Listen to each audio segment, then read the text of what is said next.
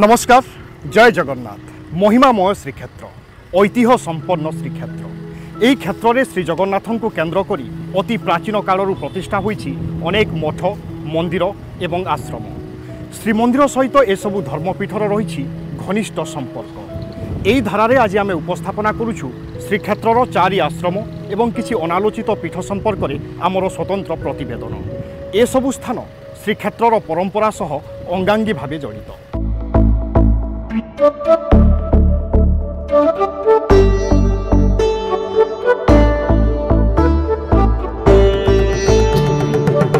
सनातन संस्कृतिर प्राणकेन्द्र श्रीक्षेत्र यह एपरी एक पावन क्षेत्र जेउठी लक्ष्मीकांत नारायण दारू विग्रह धारण करी श्रीक्षेत्र रे मानस लीला करुछंती। विभिन्न देवता मुनि ऋषि और तपस्वी मानकर आकर्षणर केन्द्रबिंदु हेउछंती श्री जगन्नाथ। विभिन्न जुगरु एठारे मुनि ऋषि माने पदार्पण करी विभु पादपद्म रे निजकु समर्पण करि दैछंती। सेमानंक प्रवर्तित जप तप और उपासनार मार्ग भक्त और धर्मप्राण जनतांकु प्रभावित करिछि।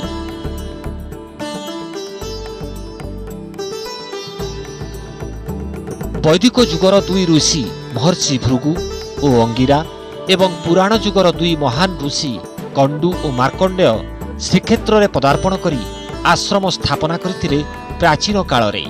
सेमानंक प्रतिष्ठित श्रीक्षेत्रर 4 आश्रम आज भी हिंदू धर्मधारा रे एक स्वतंत्र आध्यात्मिक दर्शन सृष्टि करिछि।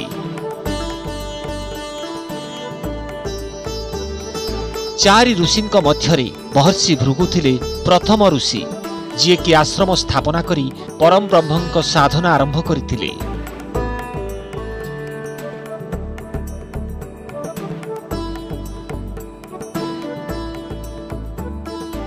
वर्तमान देखा गले जो महर्षि भृगुंकर प्रथम आश्रम प्रतिष्ठा होता व्यापक क्षेत्र में आज संकुचित हो जाइछि। श्वेतगंगा निकट श्वेत माधव मत्स्य माधव उग्रसेन मंडप एवं प्रेतशिला एभली पुण्यकर स्थान मानक नहीं गठित होता भृगुंक आश्रम। महर्षि भृगुंक आश्रम बालीसाई उआंस दाण्डे भृगुंकर आश्रम प्रतिष्ठित होइछि। उआंस दाण्ड उआंस अमावास्या अमावास्या वर्षर 11टी अमावास्या जगन्नाथंकर प्रतिनिधि नारायण सागर विजय करती एवं सेठी पंक्ति भोग हुए।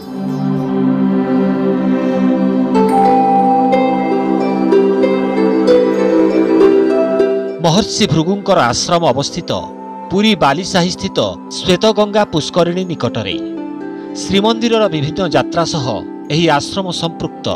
वर्षकु 11टी अमावास्या प्रभु मदन मोहन एही स्थान देई सागर विजय करती। सेथिपाई एही अंचलर ना उआंस दाण्ड।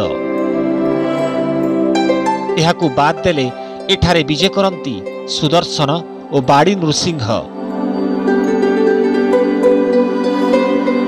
श्रीक्षेत्रर पवित्र श्वेतगंगा निकटरे अवस्थित भृगु आश्रम महाराजा उग्रसेन एठारे पूजा पाउथिबारु उग्रसेन मुंडी मध्य कुहाଯାଏ। महर्षि भृगु हेउछंती वैदिक जुगर ऋषि। सुतरां श्रीमंदिर निर्माणर बहु पूर्वरु एठारे से आश्रम प्रतिष्ठा करथिले। श्रीक्षेत्रर 4 आश्रम मध्यरु एहा हेउछि प्रथम।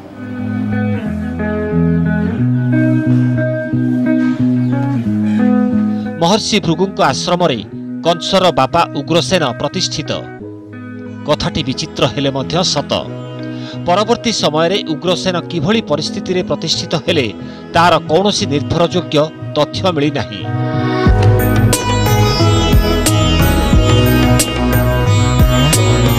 आश्रमर अधिष्ठात्रा महाराजा उग्रसेनंकर दैनिक रीतिकांति स्वतंत्र। आश्रम सम्मुखरे स्वर्गद्वार को शवयात्रार रास्ता जाइछि। सेथिपाई एहाकु कुहाଯାଏ मुक्तिपथ। जेतेबेले कौनसी शव को नहीं मालभाई माने जाती एही स्थान रे कोकेई रखी प्रार्थना करती उग्रसेन महाबाहु समुद्र कूले जीवा हेउ।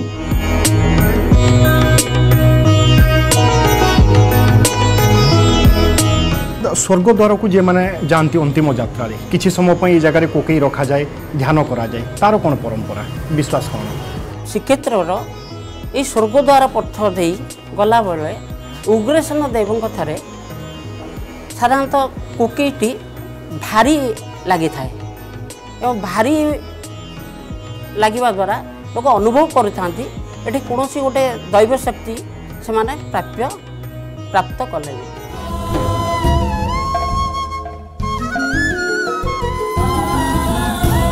पुरीर जनसाधारण विश्वास जो व्यक्ति मानकर प्राणवायु छाड़ू न थाए जो माने रोगशज्यारे पड़ी छटपट हुअंती सेमानंको पई स्वतंत्र भावे उग्रसेन महाराजांक निकटरे पणा भोग करी सेमानंकु पियाई देले प्राण देह त्याग करे।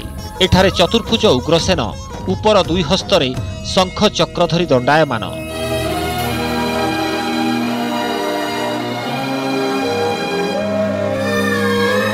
आश्रम परिसर रे रहिछि शह शह वर्ष तलर प्राचीन कूଅ जार पवित्र जल को विभिन्न नीतिकांति रे व्यवहार करा जाउछि।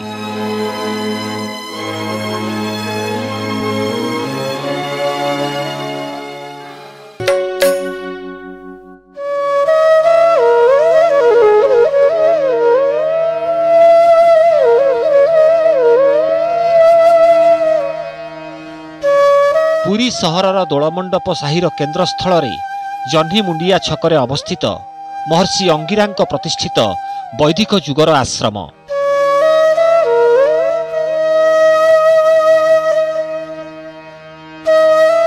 शह शह वर्ष तलर आश्रम लोप पाई एबे केवल संतक स्वरूप रहिछि बर और अस्वस्थ जुगल वृक्ष गछ कोरड़े थिबा छोट गुंफा और रघुनाथ एवं श्रीकृष्णंकर प्राचीन विग्रह।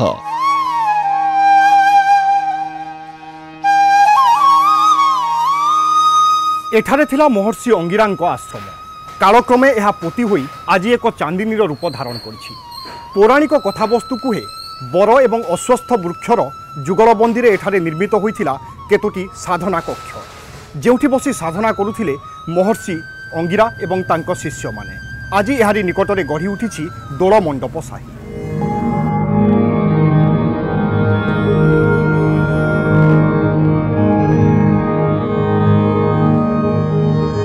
ऋषि अंगिरा आश्रम रे थिबा बरगछर ना काम्यबट एवं एहा सहित वैवाहिक संपर्क रे जोड़ी होई रहिछि अस्वस्थ गछ विचित्र और रहस्यमय परिवेश।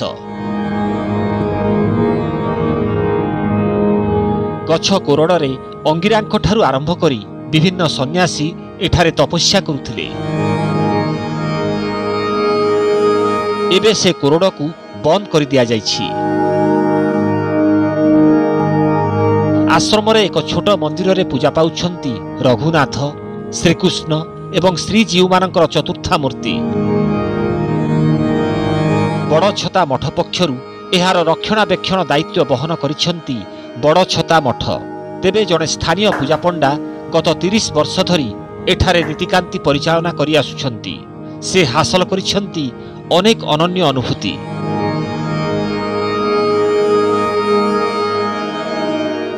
आमे जतबेले आसु जतबेले पुष्यमास हो जाए प्रभुंकर आरती राति 2टा-3टा हुए से कि आम आलती सारिक आसला बेले आम पूजा कला बेले मत लगे मो पछरे किए गोटे गला भाया लगे। तेणु मुझे भय करे निजे निजे भावे मारे हरि रखे कौन रखे हरि मार्ग मारे मारे एमती कौन लगुच मत हाउ प्रभु तमें बुझ कहीकि सेवा शुश्रूषा करा पड़ू।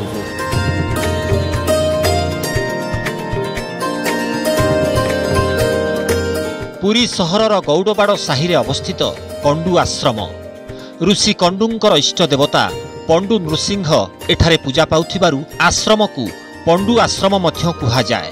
महर्षि कंडू थिले पुराण जुगर ऋषि।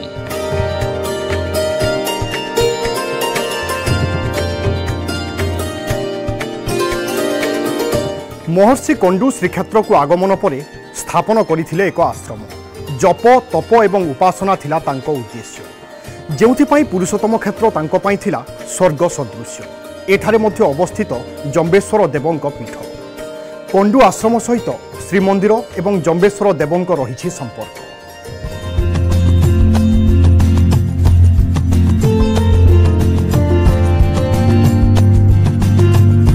पंडु आश्रम निकट में अवस्थित जम्बेश्वर महादेव पीठ।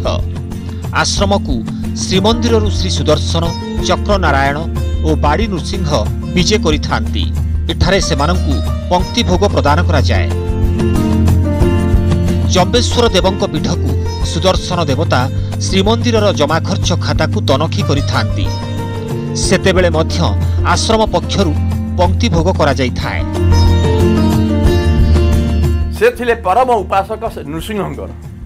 आपण देखिबे ताकर गौड़वाड़ से जो आश्रम अछि ता निकट रे अष्टभुज नृसिंहंकर गोटे मूर्ति रही।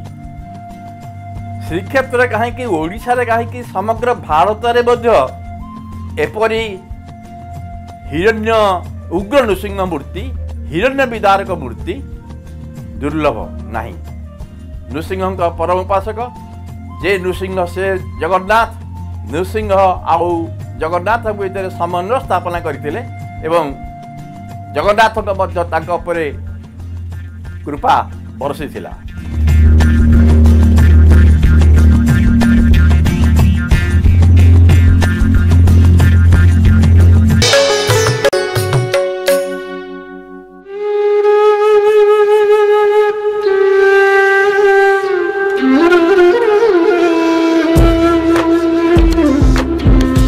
श्रीक्षेत्रर चतुर्थ आश्रम हेउछि मार्कंडेश्वर आश्रम। यह हेउछि शैव, शाक्त और वैष्णव उपासनार एक विचित्र पीठ।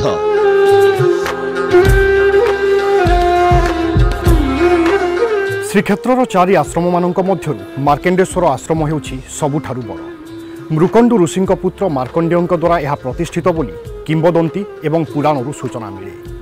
एठारे थिबा आश्रम सोमवंशी राजामानंक राजत्व काल में प्रतिष्ठित बोली ऐतिहासिकଙ୍କ मत। ଏହି आश्रमर आराध्य देवता मार्कंडेश्वर हेउछन्ति श्रीक्षेत्रर अष्टशंभु मानक मध्यरे अन्यतम।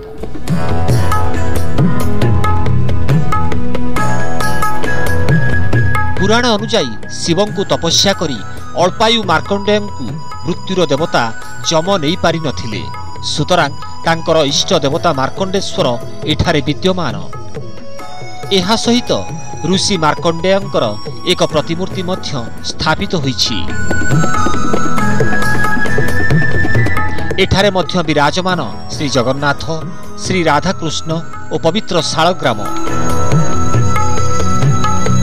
मार्कंडेश्वर आश्रम रे ही तंत्र साधिका नितेई धोबणी उपासना करिथिले सप्तमातृकांकु। एही आश्रम रे ही पूजा पाउछंती सप्तमातृका। सुतरां मार्कंडेश्वर आश्रम हेउछि शैव, शाक्त और वैष्णव उपासनार मिलन स्थली।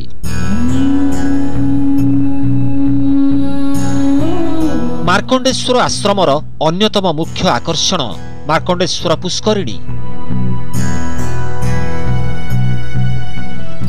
मार्कंडेश्वर पुष्करिणी हेउछि श्रीक्षेत्रर पंचतीर्थ मध्यरु अन्यतम। सनातन संस्कृति रे एही पुष्करिणीर जल अति पवित्र। श्रीमंदिर विभिन्न नीतिकांति एठारे संपादित होता है। श्रीक्षेत्र को आसुथिबा श्रद्धालु माने प्रथमे एठारे बुड़ पकाई मार्कंडेश्वर को दर्शन करी श्रीजीऊ को जाई दर्शन करुथिले।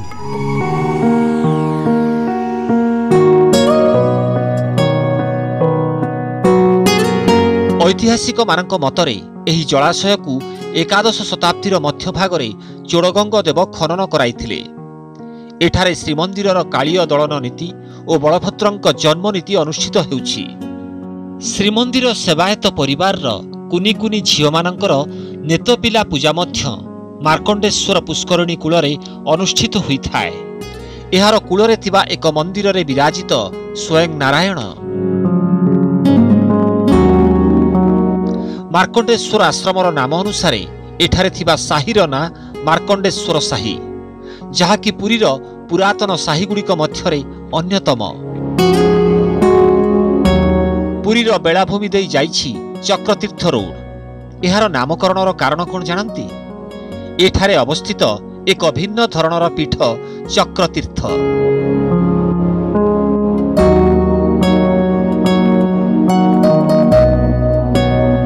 श्रीक्षेत्रर समुद्र तटरे एक नियारा पीठ चक्रतीर्थ। हुए तो एठाकू बहुत कम श्रद्धालु और पर्यटक आसुथिले। समुद्रर गर्जन सांगकू बेलाभूमि रे चक्र नारायण सुदर्शन अवस्थान यह एक भिन्न परिवेश सृष्टि करे। चक्रतीर्थर रही अनेक पौराणिक कहानी एवं किंवदंती परंपरा दृष्टिकोण श्रीमंदिर सहित रही यार घनिष्ठ संपर्क।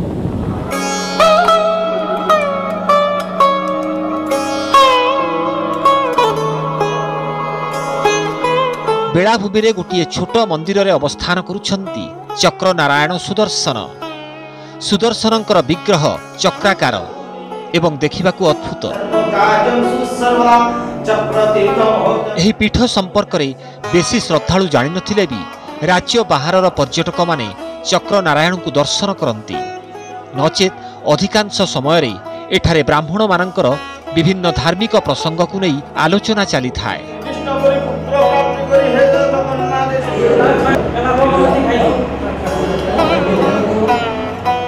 ये आज्ञा जो अच्छा महाविष्णु सुदर्शन निजे तीर्थराज चक्रतीर्थ जे पुरी मंदिर जगन्नाथ बड़देउल पूजा पाकर प्रथम जन्ममाटी महाप्रभुंर प्रथम जगन्नाथ ब्रह्म ये आसिक लगी जहाँकि आम जो जगह पर बसीचे ये आम नदी उपर बसीचे आगे ये कालक्रमे नई था ये नईर ना था मालिनी नदी किंतु कालक्रमे आ नई ना नई लोप तार किंबदंती जाई पाखे एक मीठा पानी कुंड जहाँकि समुद्र पानी लुणी ये पानी है मीठा। प्रथम महाप्रभु आगे चक्र को पकई किंतु पद्मिनी कुमारी चक्र आईला कृष्ण कर को गलानी तापर जगन्नाथ ज्योतिर्मय ब्रह्म आसी ये लगी प्रथम ब्रह्म रजाराणी ये जहाँकि गुंडीचा घर निर्माण करी पुरी मंदिर में महाप्रभु पूजा पाइले।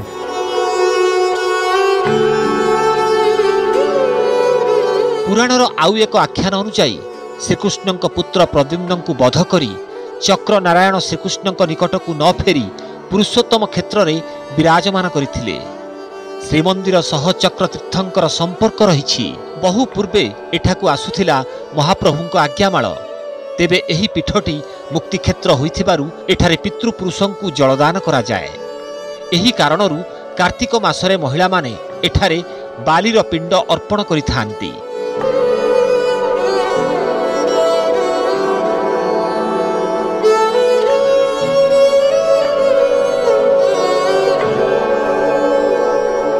आद्य देवता नृसिंह श्रीक्षेत्र में विद्यमान विभिन्न रूपरे। चक्र नारायण पीठरे नृसिंहंकर तीनिटी स्वरूप चक्र नृसिंह, अनंत नृसिंह, लक्ष्मी नृसिंह स्वतंत्र भाव में पूजित होती।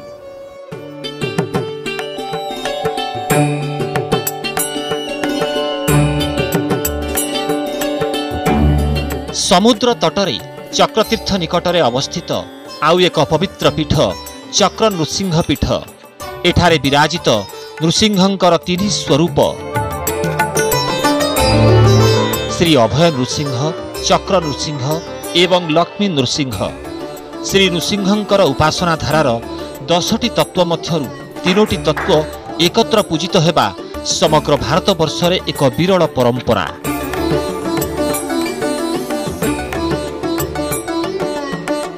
श्री जगन्नाथंक प्रथम दारू एही तीर्थरे लागिबा परे महाराजा इंद्रदुम्न श्री अभय नृसिंह को प्रतिष्ठा करी उपासना आरंभ करथिले बोली पुराण रे वर्णना रहिछि।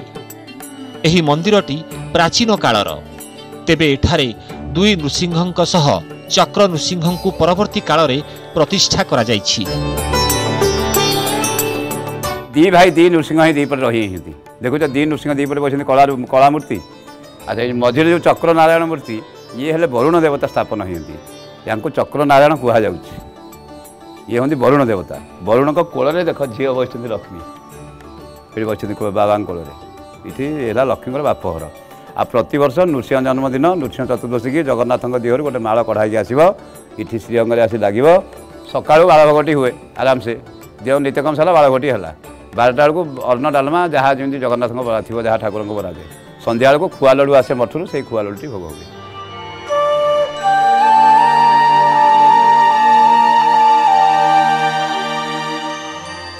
आउ एक किंवदंती रही। माँ लक्ष्मी श्रीमंदिर बाहरी 12 वर्ष काल एठारे अवस्थान करथिले। श्री जगन्नाथ और बलभद्र दरिद्र होई भिक्षा मागी मागी एठारे पहुंचीथिले। आउ एठी ही दासी जरियारे श्री जगन्नाथ और माँ लक्ष्मींकर मिलन घटिथिला। सही पौराणिक कहानीर स्मृतिर संतक स्वरूप एठारे अछि दासीर प्रतिमूर्ति एवं दुई भाई रोषेई करिथिबा स्थान जेउठी एबे उठिछि गोटिए बरगछ। एहाकु लोकमुखरे माँ लक्ष्मींकर बापघर बोली मध्य कुहाଯାए। चक्रनारायण मंदिर श्रीक्षेत्रर एक गुरुत्वपूर्ण पीठ।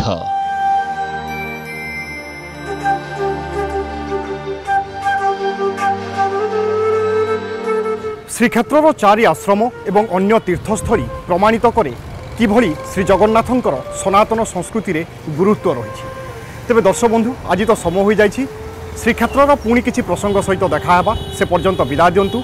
नमस्कार। जय जगन्नाथ।